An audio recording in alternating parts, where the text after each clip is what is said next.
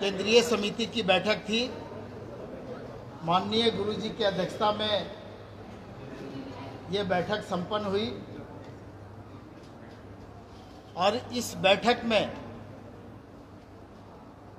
संगठन को कैसे मजबूती प्रदान किया जाए,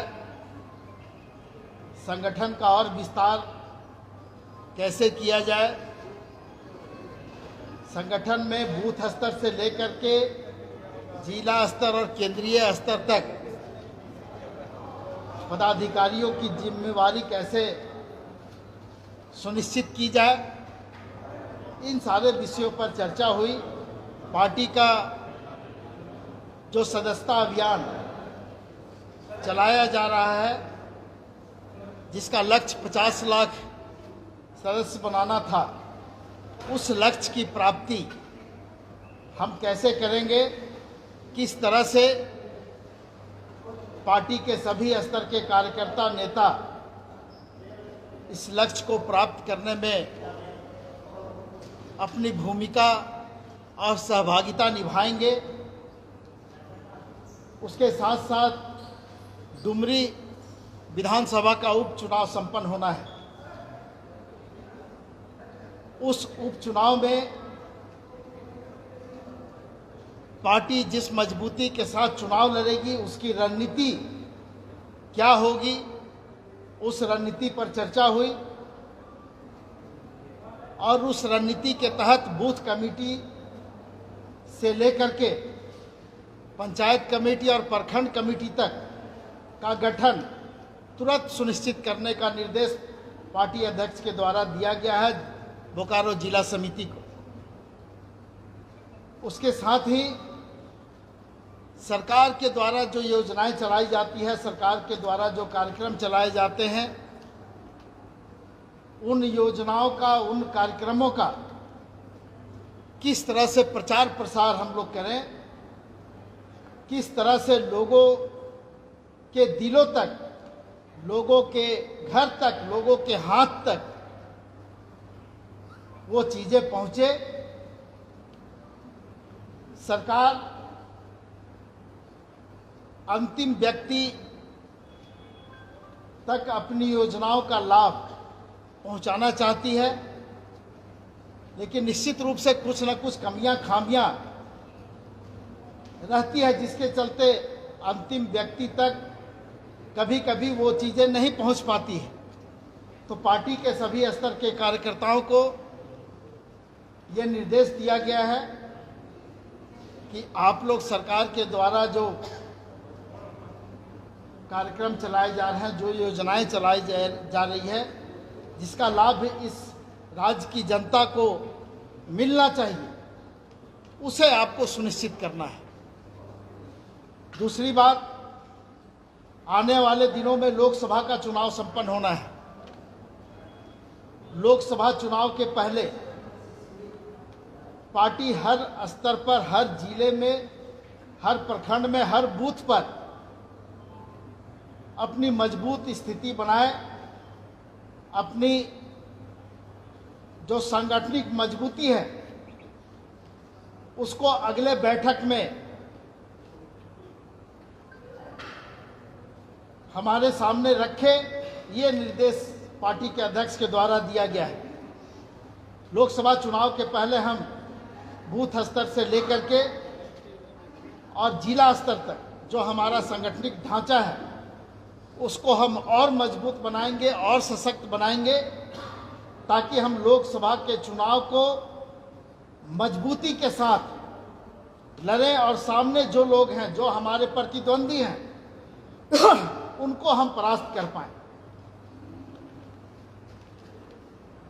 दूसरी बात जो माननीय अध्यक्ष ने अपने संबोधन में कही कि हम लोग केंद्रीय समिति की बैठक करते हैं, जिला समिति की बैठक करते हैं, प्रखंड पंचायत समिति की भी बैठक करते हैं, लेकिन सभी स्तर पर जो कार्यकर्ताओं की भागीदारी होनी चाहिए, उस भागीदारी में सब कोई सहभागी बने, सब कोई सहयोग करें और संगठन जब मजबूत रहेगा तो निश्चित रूप से हम आगे जो भी कदम बढ़ाएंगे, जिस मंजिल को हम प्राप्त करना चाहेंगे उसे हम प्राप्त कर सकते हैं। धन्यवाद बंधु। कितने सीट पर लड़ रहे हैं आप लोकसभा? लोकसभा चुनाव मैंने कहा कि अभी हम संगठन की बात कर रहे हैं कि हम संगठन को कैसे और मजबूत कर पाएं, इस दिशा में हम काम कर रहे हैं। लोकसभा का चुनाव सामने है, उसको देख करके हम तैयारी कर रहे हैं। अब जब सीटों की बात आएगी तो स्वाभाविक है कि हम पिछली बार लोकसभा का चुनाव गठबंधन के तहत लड़े थे और आने वाले दिनों में हम गठबंधन के तहत सरकार भी चला रहे हैं। तो गठबंधन दल के जो भी नेता होंगे उनके साथ हम बैठेंगे और बैठ करके हम तय करेंगे कि कांग्रेस पार्टी कितने सीटों पर चुनाव लड़ेगी, झारखंड मुक्ति मोर्चा कितने सीटों पर चुनाव लड़ेगी, आरजेडी और वाम दल कितने सीटों पर चुनाव लड़ेगी। पिछली बार जेएमएम 4 सीट पर भूमिका क्या होगी? विनोद जी, महागठबंधन में जेएमएम की भूमिका क्या होगी? आज जो हमारी भूमिका है, इस राज्य में हम बड़े भाई की भूमिका में हैं और इस राज्य में सबसे ज़्यादा सीट झारखंड मुक्ति मोर्चा का, तो निश्चित रूप से बड़े भाई की कुछ जिम्मेवारी होती है, कुछ दायित्व होता है।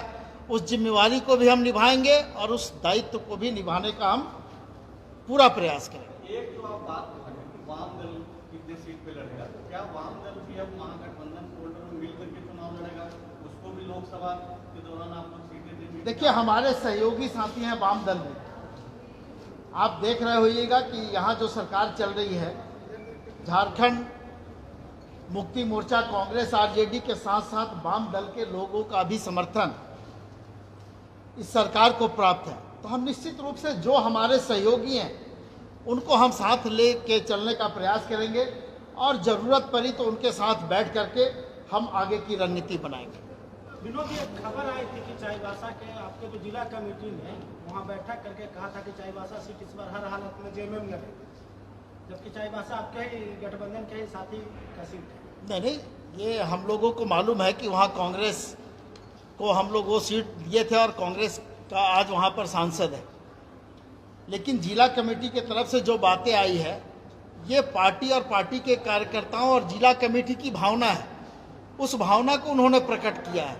अब उस पर निर्णय लेना नहीं लेना, उस पर क्या निर्णय होगा नहीं होगा, ये केंद्रीय कमेटी और केंद्रीय अध्यक्ष और कार्यकारी अध्यक्ष के द्वारा तय किया जाएगा। अच्छा, 2 लाइन इसका बता दिया जाए, मुख्यमंत्री जी क्या बोले थे, क्योंकि हम लोग को लिखना पड़ता है ना। देखिए, माननीय मुख्यमंत्री ने बहुत स्पष्ट शब्दों में कहा कि जो जिम्मेवारी पार्टी और इस राज्य की जनता के द्वारा मुझे दी गई है उस जिम्मेवारी को मैं निभाने का भरसक प्रयास कर रहा हूं और उस जिम्मेवारी को निभाने में कहीं भी मैं कोर कसर नहीं छोड़ने वाला हूं और जो भी हमसे बन पड़ेगा अपनी ताकत से ज़्यादा हम इस राज्य में लोगों की अपेक्षाओं को पूरा करने में अपनी ऊर्जा को लगाएंगे और आने वाले दिनों में इस राज्य के लोगों की जो अपेक्षा है वो निश्चित रूप से हम पूरी करेंगे। आपने डुमरी का जिक्र किया, अभी जो सीन है उसके अनुसार बीजेपी और आजसू मिलकर ही कैंडिडेट देंगे। नहीं, ये तो बीजेपी और आजसू तय करेगा ना। देखिए, झारखंड मुक्ति मोर्चा के लिए कोई मुश्किल नहीं है। झारखंड मुक्ति मोर्चा का सीट था, है और रहेगा। विनोद जी, लोबिन जी आए थे क्या? नहीं, लोबिन जी तो आज बैठक में नहीं आए थे।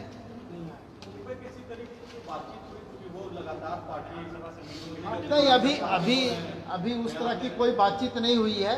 बहुत से सदस्य नहीं आए हैं। जो उपस्थिति पुस्तिका रहती है उसको हम लोग देखेंगे और कौन कौन से लोग नहीं आए हैं, किस कारण से नहीं आए हैं। कोई लोग टेलीफोन पे सूचना देते हैं, कोई लोग चिट्ठी के माध्यम से सूचना देते हैं।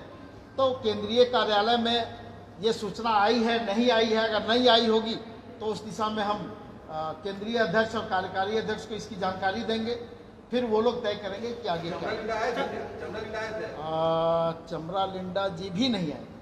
कई एक विधायक, अभी मैं बता दूं, सिर्फ चमरा लिंडा जी की ही बात नहीं है, दीपक बिरुआ भी जी नहीं आए थे, नीरल पूर्ति नहीं आए थे उसके बाद सरायकेला के जो विधायक हैं वो भी नहीं आए थे। तो ये लोग कमेटी टूर में हैं, कई एक विधायक कमेटी टूर में हैं, तो इस कारण से लोग नहीं आए हैं। और 1-2 विधायक की सूचना नहीं आने की हमको प्राप्त है, इसलिए मैं बता दूं कि वो लोगों की उपस्थिति में। आप जब आज बैठक कर रहे थे तो राज्य में एक राजनीतिक नया डेवलपमेंट हुआ और बाबूलाल मरांडी को बीजेपी ने प्रदेश अध्यक्ष की जिम्मेदारी दे दी गई है। पैरेलल एक आदिवासी चेहरा कहा जा सकता है कि बीजेपी ने सामने रखा है। बतौर विरोधी उनकी भूमिका आपकी या उसकी भूमिका को किस रूप में आपकी? ये बात स्वाभाविक है कि राजनीतिक रूप से तो विरोधी हम लोग हैं, लेकिन भारतीय जनता पार्टी ने जो निर्णय लिया है, हम समझते हैं कि ये झारखंड में भारतीय जनता पार्टी अपने ताबूत में अंतिम कील ठोक रही है। जेएमएम के लिए चुनौती होंगे बाबूलाल मरांडी? कोई चुनौती नहीं है। जब बाबूलाल मरांडी जी अपने अस्तित्व की लड़ाई कुछ सालों से लड़ रहे हैं, तो ये झारखंड मुक्ति मोर्चा के लिए क्यों चुनौती होगी? चुनौती तो भारतीय जनता पार्टी के लिए। धन्यवाद। विनोद जी, ये क्या मतलब लोकसभा का एक तरह से हम लोग शंखनाद माने आज का बैठक?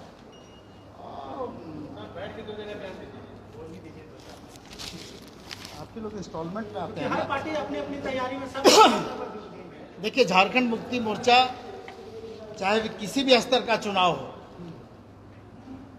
वो अपनी तैयारी ऐसे ही करती है और पार्टी के सभी स्तर के नेताओं को निर्देश रहता है और सभी स्तर पर ये बैठकें चलते रहती है। और आज जो केंद्रीय समिति की बैठक हुई है, निश्चित रूप से जब केंद्रीय समिति बैठती है तो वर्तमान और भविष्य दोनों पर चर्चा करती है। तो आने वाले दिन में जो चुनाव है उस पर भी हम लोगों ने चर्चा की, उस पर भी रणनीति बनाई, और वर्तमान में जो राजनीतिक परिस्थिति है उस पर भी हम लोगों ने चर्चा की, और आगे हमारी तैयारी जारी रहेगी, चाहे लोकसभा का चुनाव हो, विधानसभा का चुनाव हो या किसी भी स्तर का। पदाधिकारियों का गठन कब होगा? जैसे केंद्रीय समिति में पदाधिकारी नहीं है अभी तक। लोकसभा चुनाव को लेकर के कार्यकर्ताओं की क्या इच्छा है कि जेएमएम कितनी सीटों पर कुछ ऐसा कहा? देखिए, कार्यकर्ताओं की भावना जब